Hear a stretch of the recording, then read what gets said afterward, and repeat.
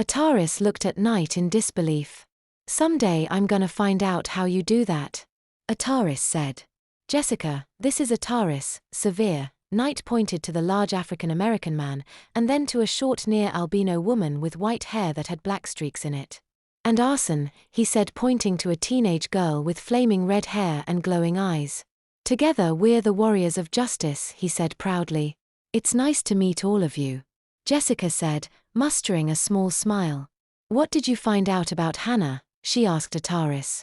We tracked down a mystic with the Circle of Thorns, and he told us that they were behind her resurrection, he said.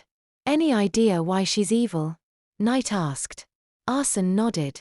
He told us that they infused her soul with the spirit of a demon overlord named Diapered.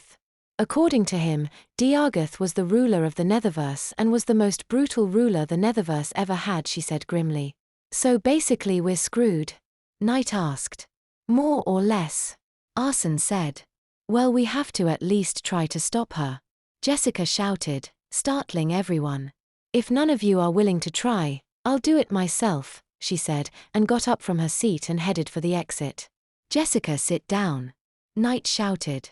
Going after Hannah alone is suicide and you know it, he yelled. Jessica came back and sat down. So, what's the plan then? She asked sullenly. We join forces with any supergroups that we can to combat Hannah and the Circle of Thorns, he said, getting nods from the other members of the team. Everyone get on the horn to any and all teams you can reach.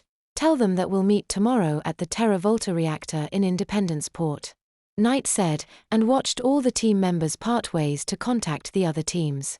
Jessica lay in the hospital bed next to Sue, snuggling into her bosom. Please wake up, Mommy, Jessica whispered quietly to Sue as tears rolled down her cheeks. Dementia's Knight stood outside the infirmary door and watched the heartbreakingly sweet scene play out within.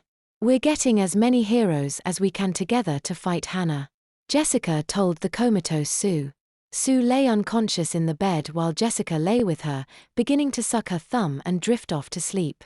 Just as sleep took hold of Jessica, the side wall of the infirmary exploded, sending her bolting upright.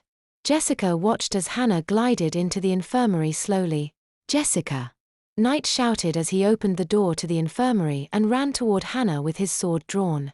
Hannah cast a sideways glance at him, and shot beams of radiation at his sword, melting it in his hand.